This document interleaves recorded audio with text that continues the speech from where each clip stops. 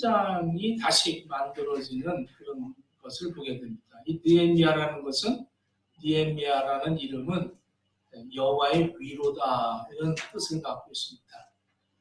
그리고 하가랴의 유대지파로서 아들이었고, 동생은 예루살렘에서 통치자로 하나니가 있었습니다.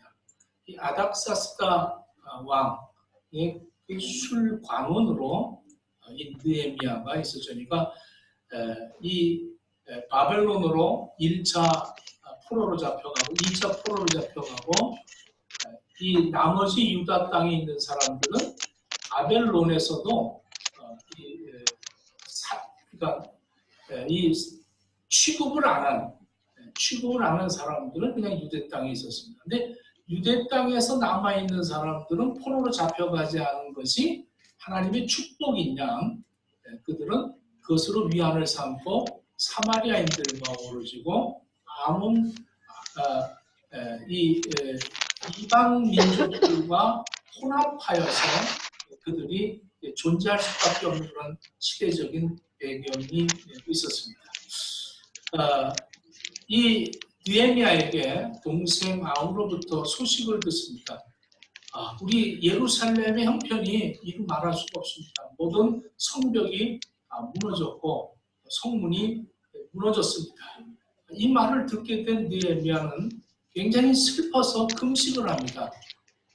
나라가 어려움을 겪고 있다는 것에 대해서 너무 슬픈 나머지 그의 얼굴이 근심이 많았어요. 그래서 이 왕이 느헤미야의 그 얼굴을 보면서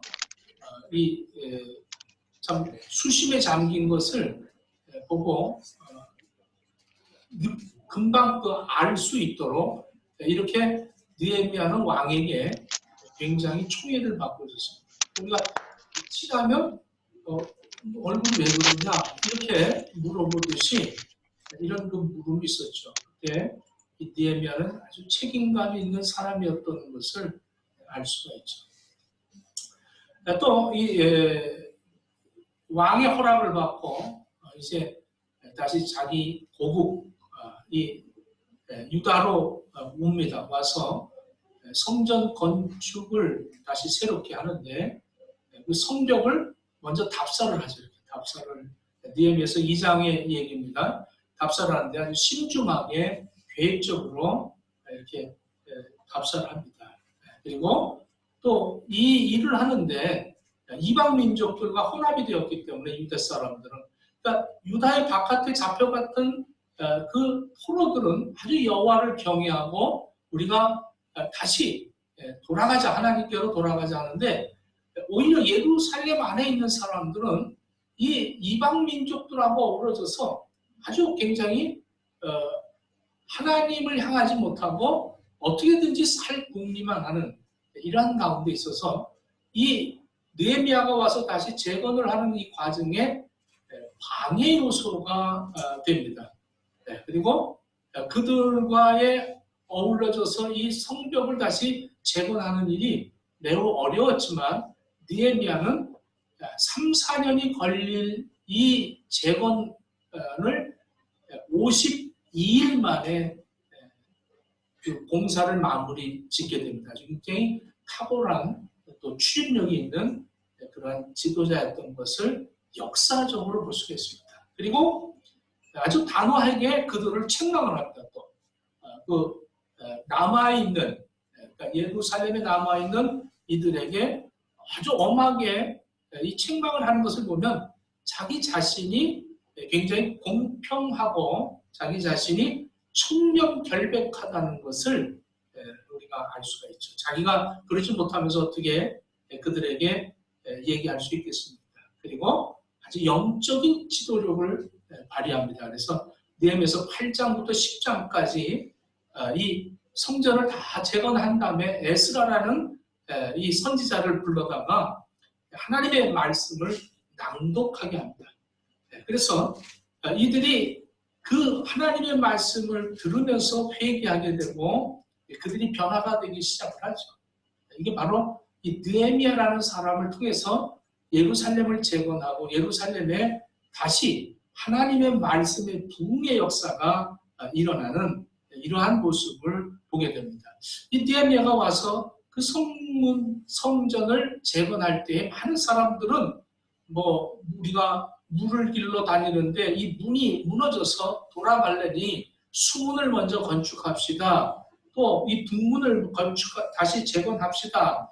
또 나귀가 지나다닐 수 있도록 좀 통행에 편리하게 마문을 좀 이렇게 먼저 수축을 합시다. 그랬지만 느헤미야는 그런 문들을 수축하기에 앞서서 양문을 먼저 수축을 합니다. 왜냐하면 많은 것이 무너졌다 할지라도 하나님과의 관계가 무너져서는 안 된다는 거죠. 그래서 하나님의 관계를 먼저 가장 심각하게 하고 그가 그 양문을 먼저 수축을 하게 됩니다. 양문이 수축되면 그 다음에 하나님과의 관계가 회복이 되어지면 그 다음에 우리는 또 집에 가서 우리가 회복되어지고 직장에서도 회복이 되어지고 우리가 하나님과의 관계가 회복되지 않고 인간관계가 회복될 수가 없다는 사실입니다. 그러므로 이 느헤미야는 양문부터 재건을 합니다. 자, 이렇게 한번 이 재건을 하고 난 다음에 예배를 하나님 앞에 드리는데 6시간, 7시간을 예배를 드립니다. 설교를 들으면서 다리에 쥐가 나서 이렇게 두들기면서 들었다고 해요. 여러분들 오늘 설교가 좀 오래 걸린다고 해서 여러분들이 일어났다 앉았다 이러면서라도 그 말씀을 경청하는 이러한 모습을 보게 됩니다. 그리고 이 지도자들과 백성들이 3가지 서약을 합니다. 이 말씀을 받고 통곡을 하고 회개를 하죠. 우리는 하나님을 잊어버렸는데 하나님은 우리를 기억하셨군요. 막 통곡을 합니다. 우리는 하나님을 버렸는데 하나님은 우리를 버리지 않으셨군요. 통곡을 합니다. 그리고 이제 3가지를 하나님 앞에 이렇게 서약을 합니다. 하나는 가정을 거룩하게 지키겠다. 참, 왜 그러냐면 이 예루살렘에 남아있는 유다인들은 이방 민족들하고 아람, 여러 이방 민족들하고 어울리다 보니까 느헤미야가 와서 이것을 보니까 성경을 읽을 수가 없어요. 자기 나라 말을 몰라서.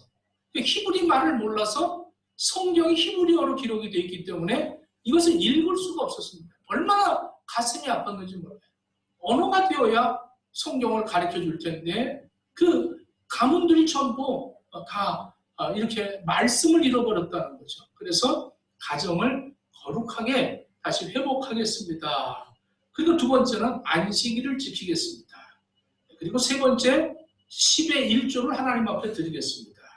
이것은 무슨 말이냐면 안식일은 거룩하게 하나님의 날인데 하나님의 날을 우리가 이방 민족하고 이방 문화하고 어울리다 보니까 이 안식일까지도 거역을 했다는 거죠.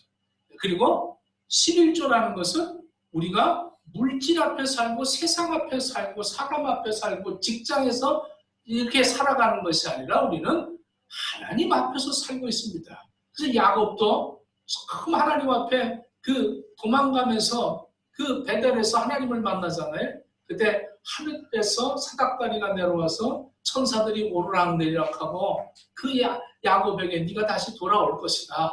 너가 어디를 가든지 내가 너와 함께한다. 이제 야곱이 뭐라고 그래? 하나님, 내가 다시 이렇게 회복이 되지만 하나님 앞에 열의 하나를 하나님 앞에 반드시 드리겠습니다. 아브라함도 그랬고 이것은 모세의 율법이 있기 전에 하나님과의 관계를 얘기하는 겁니다. 열의 하나라는 자체가 하나님과 나와의 관계. 우리 관계가 있지 않습니까? 이 관계가 하나님과 나와의 관계는 하나님 앞에서 내가 살고 있습니다. 하나님이 보고 계시고 하나님이 듣고 계시고 하나님이 말씀하고 계시는 그 살아계신 하나님 앞에 내가 살고 있는 것이지 하나님을 잊어버리고 세상과 어우러져서 나를 살아갈 수 있다고 생각하는 사람들은 절대 하나님 앞에 열의 하나를 드리지를 못하죠. 그러나 세상이 나를 돕는 것이 아니라 하나님이 나를 돕는다. 세상의 위로를 받는 것이 아니라 하나님의 위로를 받는다는 거예요. 하나님의 말씀을 들으면서 이들이 이렇게 변화가 됐어요. 그래서 큰 너무너무 좋고 기뻐서 정말 회개하고 나니까 얼마나 기쁩니까? 오늘 회개해 보셨습니까? 막 콧물 눈물 흘리면서 엉엉 울면서 하나님 이런 죄를 졌습니다 하고 통곡을 하고 회개하고 나면요, 이 나라는 사우나탕이 없지만 사우나 가서 때 딱 뺏기고 탁 나올 때 그냥 신선한 바람이 팍 불 때 그 기분 같이 회개하고 나면 그 기쁨이 이루 말할 수가 없어요. 그들이 막 하나님 앞에 이 느헤미야서 12장에 보면 너 영광을 돌리는데 너무 감격해서 하나님 감사합니다. 이러고 끝나면 참 좋잖아요. 근데 13장이 다시 기록이 됐다는 것이 너무 나 같아. 나를 위한 13장이다. 저는 그렇게 생각합니다. 그렇게 회개하고 그렇게 변화되고 하나님 앞에 영광을 돌리지만 그 아이들이 또 느헤미야가 다시 돌아가니 1년 남짓한 곧 기간 동안에 이들이 다시 하나님을 잊어버리는 거예요. 그리고 이번에는 하나님의 성전 안에까지 아주 나쁜 그러한 그 문화가 그 안에까지 들어왔다는 것이죠. 그들은 하나님 앞에 반항이라도 하듯이 안식일을 범해버립니다. 그리고 11절 떼어먹습니다. 제사장 레위 지파들은 제사를 드리지 않고 이제는 노동 현장으로 갑니다. 그러니까 직업을 가는 거죠.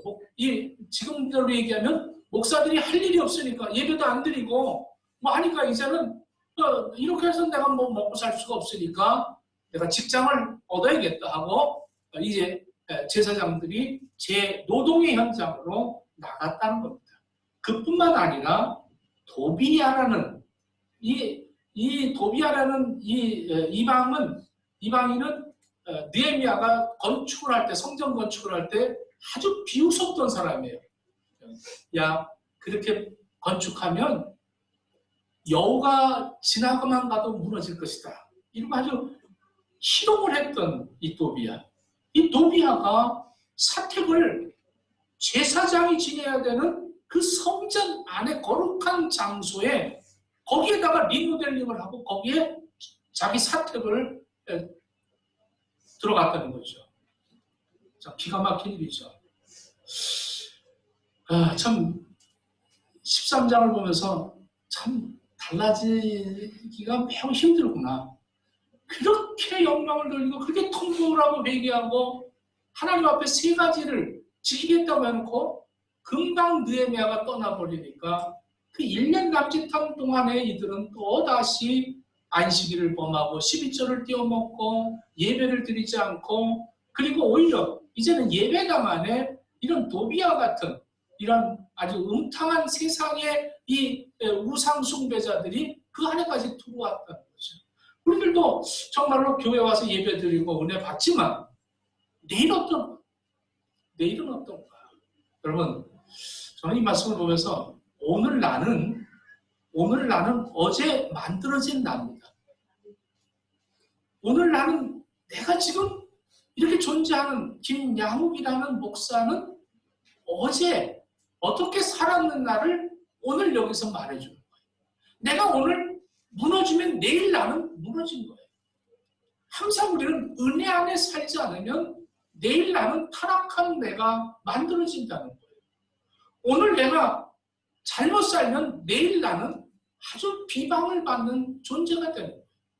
오늘 내가 진정으로 하나님 안에서 살지 못하면 우리는 내일 나는 아주 타락한 존재가 되어버리고 마는 겁니다. 현재의 모습, 과거의 선택을 어떻게 했느냐 달려 있음을 여러분들 명심하십시오. 오늘 이 예배 자리에 앉아있지만 여러분 가운데 여러분들이 은혜를 받았다고 하지만 성령이 충만하다고 하지만 그러나 내일 나가 어떻게 바뀔는지 우리는 이것을 분명히 깨달아야 합니다. 느헤미야는 다시 돌아와서 그들에게 이제 원칙을 강조합니다. 원칙이라는 것. 너희들이 정말로 행복하게 살 수 있는데 왜 그랬느냐? 너희들이 원칙이 없어서 그렇구나. 그 원칙이라는 것을 너희들이 가져야 진정으로 하나님 말씀을 순종하면서 살아갈 수 있지 않겠느냐. 신앙도 있고 믿음도 있다고 하는데 신앙의 기쁨을 잃어버리고 감사하는 것보다는 불평하고 원망하고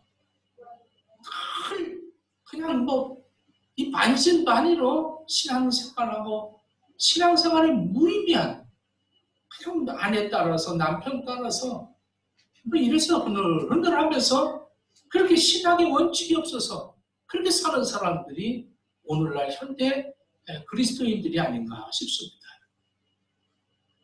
원칙 없는 신앙생활을 하다 보니 말씀에 감격이 없고 신앙의 능력이 없는 겁니다. 오늘 저와 여러분들은 이 느헤미야서 13장을 기록한 목적이 뭐냐? 우리가 원칙을 잃어버리면 믿음도 있고 찬송도 잘하고 기도도 잘하면서 또 원망 불평이 나오고 또 금방 또 잊어버렸다고 예배 안 드리고 11조 띄워먹고 또 금방금방 변질이 되는 그 이유가 뭘까? 처음에 기뻐 뛰며 그냥 주를 위해서 살겠다고 하면서도 또 금방 또 시들어지고 의미 없어요. 그렇게 신앙생활 하는 사람들 얼마나 많이 있습니까? 오늘 13장에 이 느헤미야가 원칙을 제공해 주는데 오늘 원칙이 있지 않습니까?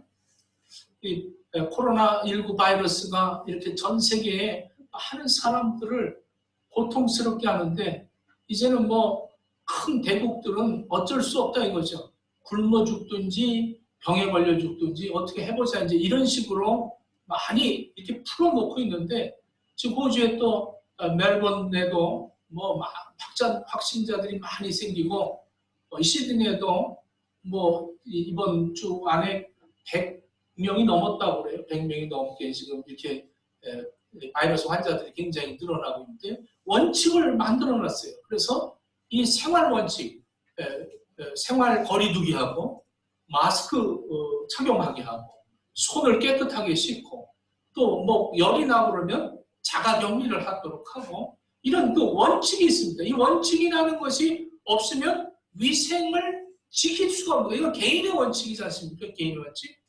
그래서 어제 저는 1시쯤에 일어나서 이 원칙이라는 이 설교를 준비하면 토요일 밤에는 굉장히 이게 비몽사몽간에 살다가 이렇게 각들에 쓰는 거예요. 항상 이것이 무슨 두려움이 아니라 항상 이 강박을 갖게 되죠. 어떻게 말씀을 전달할 수 있고 저들이 지금 딴 생각하고 있을 텐데 그 생각을 몰입시킬 수 있으며 이걸 굉장히 저도 막 염두에 두고 기도하고 성령님 도와달라고 하면서 어떻게든지 이 말씀을 여러분들에게 아주 영적인 깨달음을 갖게 하려고 애를 쓰죠. 어젯밤에 그런 원칙이 있지 않겠는가? 그 원칙, 마스크를 써라. 우리 영적으로도 이 바이러스가 침투하면 죄를 짓게 되면 여러분 코로나 바이러스에 걸려서 죽게 되든지 죄로 죽게 되든지 죽는 건 동일합니다. 그러나 죄로 죽으면 영원한 죽음입니다. 이걸 사망이라고 합니다. 사망. 영원한 지옥에 가는 거예요. 그래서 이 사망에서 건져질 수 있는 방법이 뭐냐? 성경에서 뭐라고 해요? 마스크 착용하라는 거죠. 네 입술에 파수꾼을 세워라. 들어오지 못하도록, 나가지 못하도록. 네? 또 너가 열이 나냐? 그러면 격리해달라. 골방에 들어가서 기도하라는 거예요. 골방에 들어가서 기도하라. 네? 또 손을 씻어라. 두 마음을 품지 말고 손을 깨끗이 씻으며. 성령이 다는 거더라고요. 근데 지금 아직까지 이 바이러스의 백신을 지금 만들고 있는데 이 백신이라는 것도 그렇지 않습니까? 똑같은 그 병균이지만 이 병균이 면역이 되어서 이 병균 자체를 없애버리는 것이 아닙니까? 예수 그리스도가 인간의 육신을 입고 오신 이유가 뭘까? 바로 그 백신으로 오신 거 아니에요? 할렐루야. 지금 예수 때문에 구원받는 거 어떠한 죄를 져도 사망에서 영생으로 생명으로 옮겨졌느니라. 여러분들 이 예수 그리스도가 내 백신이요. 그러면 이 죄에서 백신이 돼서 내가 구원을 받았다면 여러분 지금 코로나 바이러스로 사람들이 죽어가고 있는데 나만 백신을 하나 얻었다고 해서 나만 맞고 그리고 딴 사람들은 죽어도 된다 이러고 있다면 얼마나 그 악한 사람입니까? 그건 정말 돌에 맞아 죽을 사람 아닙니까? 백신을 호주가 백신을 개발해갖고 호주 사람만 맞고 있다면 호주는 지탄의 대상이 되는 거예요. 전 세계적으로 이 백신을 나누어주고 자꾸 살리려고 해야 되지 않겠습니까? 우리가 예수 그리스도로 죄상을 받았다면 이 예수를 자꾸 이 백신을 나눠줘야 되지 않겠습니까? 영원히 지옥 가고 있는 걸 놔두면서 우리만 구원받았다고 기뻐 뛰며 그렇게 산다는 것이 바로 이 지금 예루살렘에 남아있는 유대인들의 삶이었던 거예요. 우리는 하나님이 축복해서 잡혀가지도 않았다. 그런데 우리는 하나님 축복해서 코로나 바이러스에 걸리지 않았다. 이것으로 끝나는 게 아니라 우리는 더 기도해야 되는 거예요. 그래서 새벽을 깨웠고 하나님이 그 기도의 양을 차게끔 하나님이 기도를 들으시도록 우리가 깨어서 기도해서 하나님이 이제 우리 내 백성들이 내 뜻을 알고 이제 이 전 세계에 죽어가는 영혼들을 살리려고 저러는 걸 하고 그 하나님이 기뻐하며 이 바이러스를 다 없애주는 이런 역사를 일으키는데 우리가 쓰임을 받아야 된다. 여기에 뜻을 가진 사람들은 전 세계적으로 새벽을 깨우며 기도하고 있는 거예요.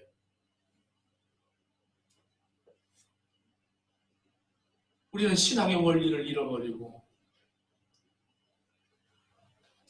순간순간 세상과 벗삼아서 오늘 바빠서 못 나가요. 언제 하나님 앞에 온전하게 정말 기뻐하면서 하나님의 예배가 그렇게 기뻐서 궁전에서 첫날이 하나님의 전에서 문지기로 있는 것이 더 좋다고 이렇게 고백하며 하나님을 사모하는 이런 진정한 그리스도인들로 우리가 변화되어야 되지 않겠습니까?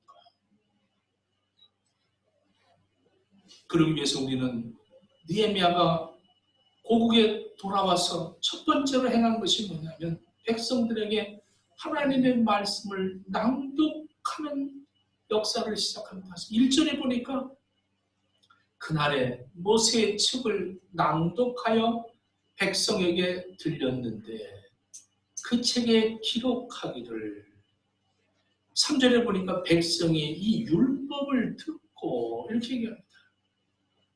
느헤미야가 와서 무슨 따지고 들고 야단치고 이런 것이 아니라 느헤미야서 백성들을 모으고 하나님의 말씀을 낭독하기 시작을 했어요. 백성들은 그 율법을 들었다는 거예요. 여러분들 하나님의 말씀을 붙들 때에 그때 회복의 역사가 나타나는 거예요. 말씀을 잃어버리면 다 잊어버리는 겁니다. 삶에 지쳐있고 참된 행복을 느끼지 못하고 살고 있습니까? 진정한 신앙인의 그 기쁨과 행복을 누릴 수 있는 유일한 방법은 바로 하나님의 말씀을 붙드는 삶을 사는 겁니다. 여러분들은 아마 이 세상에서 행복하게 사는 것이 물질이 많으면 좋은 집에 가면 자식들이 잘 되면 그러면서 내가 좀 사람들에게 인기를 끌면 이러면 그것이 행복이라고 생각하는지 모릅니다. 그러나 그것은 잠깐 지나가는 것뿐이지만 참된 행복은 영원 불변한 하나님의 언약 말씀이라는 거예요. 오직 말씀만이 영원하기 때문에 그렇습니다. 그래서 시편 기자는 시편 1편에 복 있는 사람은 악인의 꾀를 쫓지 않고 죄인의 길에 서지 아니하며 오만한 자의 자리에 앉지 아니하며 오직 여호와의 율법을 취하러 묵상한다고 얘기합니다. 개인이든 나라든 하나님의 말씀을 들으면 반드시 변화가 일어납니다. 그 안에서 행복을 누리게 되는 것입니다. 인도에서 선교하던 스탠리 존스라는 선교사가 이제 하나님의 성경 말씀을 가르칠 때에 인도 청년이 이렇게 반문을 합니다. 선생님, 이렇게 성경을 붙들고 산다고 뭐 돈이 생깁니까? 밥이 생깁니까? 이렇게 물어봤대요. 그랬더니 스탠리 존스가 이렇게 대답을 했다고 그래요. 우리 청년 한 가지 분명하게 내가 약속을 할 수 있는데, 만일 자네가 이 말씀을 붙들고 산다면 그때부터 이 말씀이 자네를 붙들어 줄 거야. 이렇게 말했다고 해요. 말씀을 붙들고 살기로 결단해 보십시오. 이 말씀이 저와 여러분들을 붙드는 역사, 새로운 인생이 시작이 된다는 사실입니다. 이것만이 영원한 변함없는 행복이라는 사실입니다. 오늘 말씀을 붙들고 사는 게 가장 행복한 거예요. 우리 예수 믿는 사람들은 그 말씀으로 기쁨을 얻어야지 다른 것으로 어떻게 얻을 수 있습니까? 여호수아도 모세가 죽고 200만 명의 그 백성들을 이끌고 요단강 건너 여리고성을 정복하려고 할 때에 그 여호수아서 1장 3절에 내가 모세에게 말한 바와 같이 무릇 너희 발바닥으로 밟는 곳을 내가 다 너희에게 주었노니 8절에 보니까 이렇게 말합니다. 이 율법의 책을 내 입에서 떠나지 말게 하며 주야로 그것을 묵상하여 그 가운데 기록한 대로 다 지켜 행하라. 그리하면 내 길이 평탄하게 될 것이라. 내가 형통하리라. 이렇게 말합니다. 여호수아는 그 말씀을 받는 그 순간부터 자기의 연약한 자신을 돌아보지 않았습니다. 어렵고 힘든 현실의 문제를 바라보지 않았습니다. 앞으로 어떤 일이 자기를 기다리고 있다는 그것을 보지 않았어요. 오직 하나님의 말씀만을 의지하고 살았다는 겁니다. 진정한 행복의 비결은 말씀을 붙드는 것입니다. 느헤미야는 이 사실을 분별했어요. 그래서 그는 이스라엘 백성들에게 하나님의 말씀을 낭독해 주었던 것입니다. 아브라함 링컨 대통령은 성경이 아니었다면 우리는 그릇된 세상에서 바른 것을 찾지 못했을 것이다라고 말했습니다. 빅토르 유고는 영국이 섹스피어를 만들었다면 성경은 위대한 영국을 만들었다라고 얘기를 했습니다. 우리는 하나님의 말씀으로 먼저 돌아가야 합니다. 여러분들의 삶의 문제, 직장 문제, 물질 문제, 이런 저런 문제의 고민으로 힘들어하지 마시고 하나님의 말씀을 통하여서 모든 것들이 하나님의 말씀이 붙들어주는 이런 역사를 체험할 수 있기를 축원합니다. 이것이 바로 그리스도인들의 원칙입니다. 말씀에서 답을 얻어야 되는 거죠. 두 번째로 저들에게 구별된 인생을 살라고 느헤미야는 말합니다. 오늘 이 본문의 1절에 보면 암몬 사람, 모압 사람은 영원히 하나님의 회에 들지 못하리니 이렇게 말합니다. 이 느헤미야가 분리하는 거죠. 원칙이 있는데 너희들은 이방 민족과 세속과 분리되어야 된다. 여러분들 분리하고 사셔야 됩니다. 왜냐하면 영향을 차단하든지 영향을 받든지 우리는 분리하지 못하면, 구별하지 못하면 영향을 받게 되어 있습니다. 오늘 본문 13장 2절 3절에 이는 저희가 양식과 물로 이스라엘 자손을 영접지 아니하고 도리어 발람에게 뇌물을 주어 저주하게 하였습니다. 그러나 우리 하나님이 그 저주를 돌이켜 복이 되게 하셨다 하였는지라. 여러분, 발람에게 이 저주를 부탁을 했는데 하나님은 오히려 저주를 복으로 바꿔주셨다는 거예요. 무슨 말이에요? 이렇게 이방 민족들이 암몬 자손, 모압 자손들이 이스라엘 백성들에게 항상 저주를 하기 위해서 그들이 접근을 해왔다는 거죠. 그들을 어떻게든지 하나님과의 관계를 단절하게 하기 위해서 그들이 접근했다. 그래서 여러분들 결혼할 때도 우리가 예수 정말 믿고 신앙생활 잘하는 사람들은 예수 안 믿는 사람하고 결혼하지 않지 않습니까? 왜 그러냐? 은근히 들어와서 사랑이라는 어떠한 인간관계는 어떠한 그런 가족관계는 어떠한 것으로 통해서 우리에게 접근을 하고 우리가 하나가 되어져서 연합이 되어지면 그때부터 우리들은 분별력을 상실하고 구별이 상실되어지고 그들과 혼합이 되어져 버리고 만다는 것이죠. 그래서 모압 자손, 암몬 자손들을 내쫓았다는 것입니다. 이스라엘 백성들이 바로 이 말씀을 듣고 우리가 모압 자손, 암몬 자손을 내쫓아. 이것은 제약의 요소들이다. 그리고 내어 쫓아왔다는 것입니다. 느헤미야가 조국에 들어와서 보니까 암몬 자손, 모압 자손들과 결혼을 해서 이렇게 후손들이 태어났는데 너무 기가 막힌 일이에요. 결국 하나님의 언약의 공동체를 세워가는 데에 이들이 파괴하고 있다는 사실입니다. 사람은 환경의 동물입니다. 아무리 훌륭한 사람이라 할지라도 누구의 말을 듣느냐에 따라서 삶을 보는 각도와 이해하는 감정이 달라지는 것입니다. 내가 세속적인 가치관을 갖고 있는 사람과 교제한다면 거기서 나는 빨리 분리되어져야 됩니다. 그렇지 않으면 반드시 그 영향을 받게 되어 있습니다. 신앙생활한다고 하면서 하나님 앞에 구별된 사람이라고 하면서 그 예루살렘 안에 그 이방 것들이 들어와서 거기서 아주 환호를 치면서 살아가고 있다면 우리는 그들과 분리되어져야 한다는 겁니다. 삶을 점검해 보십시오. 여러분들 복음의 능력을 약화시키고 내가 영향력을 줄 수 없는 상황 속에서 세상과 살고 있다면 오늘 잠시 떨어져서 격리해야 됩니다. 그리고 내가 영향을 주는 사람으로 바꿔줘야 된다는 사실입니다. 세상에 물들고 세상 유혹에 넘어지는 사람들이 아니라 오히려 깨우고 그들에게 인생의 참된 행복이 어디 있는지 분별해 줄 수 있는 사람으로 여러분들 바뀌어지기를 축원합니다. 마지막으로 우선순위를 세우라고 느헤미야는 이스라엘 백성들에게 말합니다. 4절에 보니까 느헤미야가 성전 안에서 하나님께 올려드릴 거제, 소재물들을 쌓아둬야 될 창고를 이 도비아라는 사람이 방과 물건이 그 안에서 발견합니다. 느헤미야가 보고 깜짝 놀랍니다. 아니 여기에 왜 도비아의 물건들이 있느냐? 여기 하나님의 영광을, 하나님의 예배를 그런 곳에 하나님의 그 쓰임을 받아야 할 이 창고에 이 세상 것들이 들어왔느냐? 이렇게 말합니다.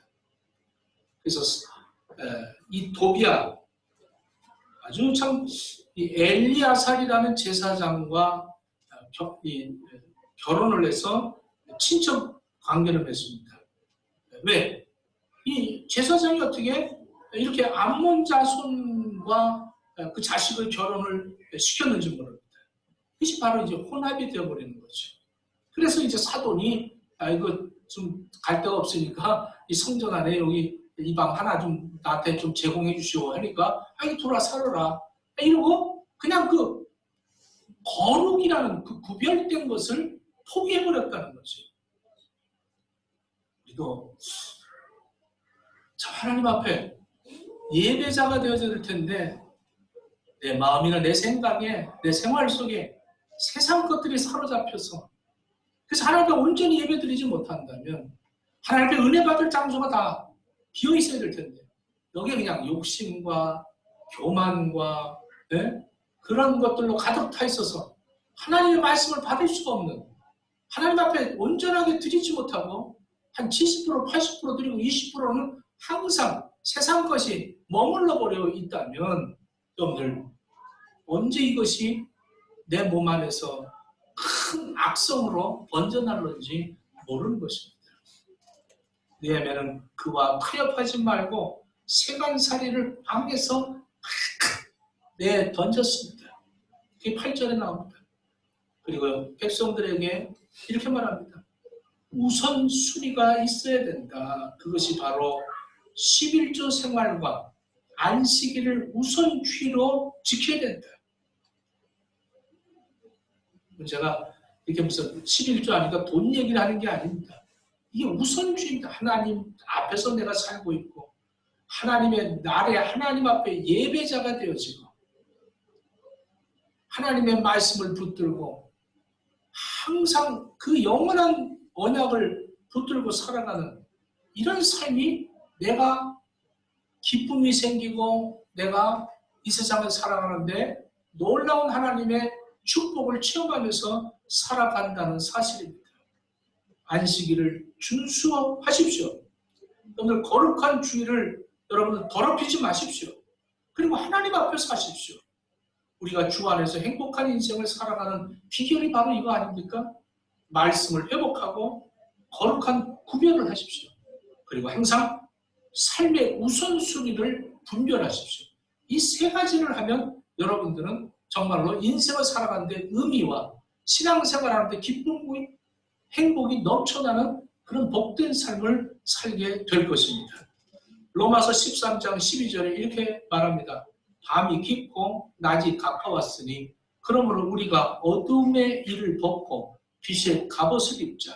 낮에와 같이 단정히 행하고 방탕과 술 취하지 말며 음란과 호색하지 말며 쟁투와 시기하지 말며 오직 주 예수 그리스도로 옷 입고 정욕을 위하여 육신의 일을 도모하지 말라.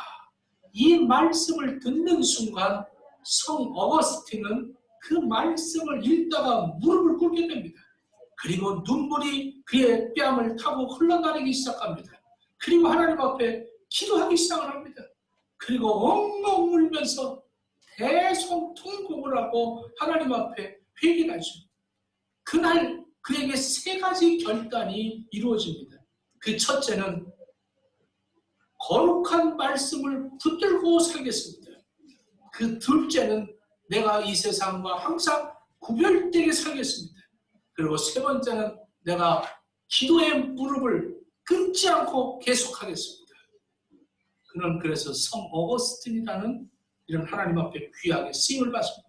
말씀 하나 읽다가 이렇게 변화되는데, 근데 그런 말씀 내가 이 말씀으로 은혜 받았어요. 내가 이 말씀이 너무 좋아요. 감격했어요. 그런데 또 내일은 아니에요.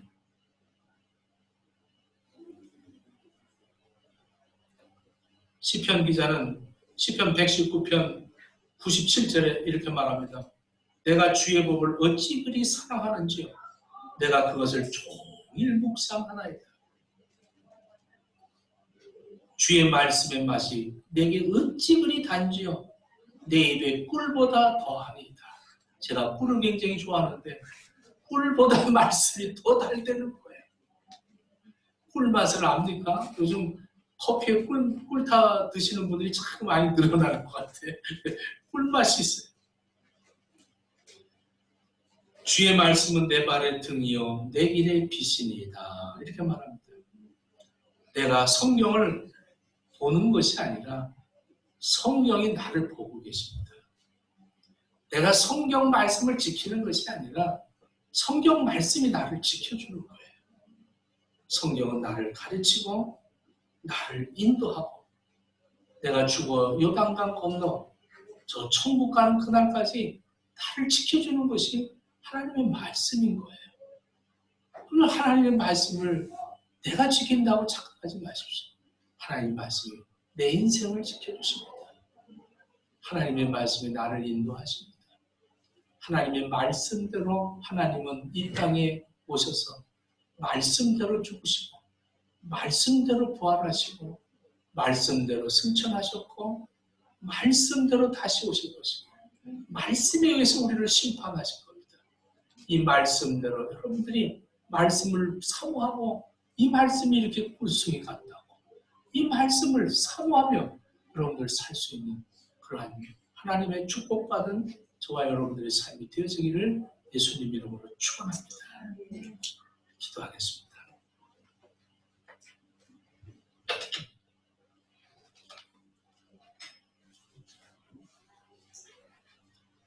하나님, 말씀이 육신을 입고 이 땅에 오셔서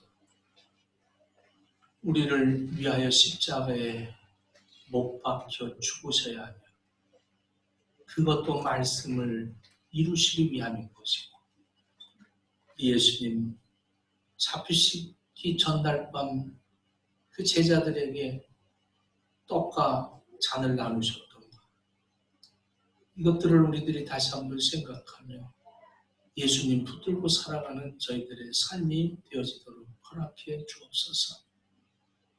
예수님 이름으로 기도합니다. 아멘.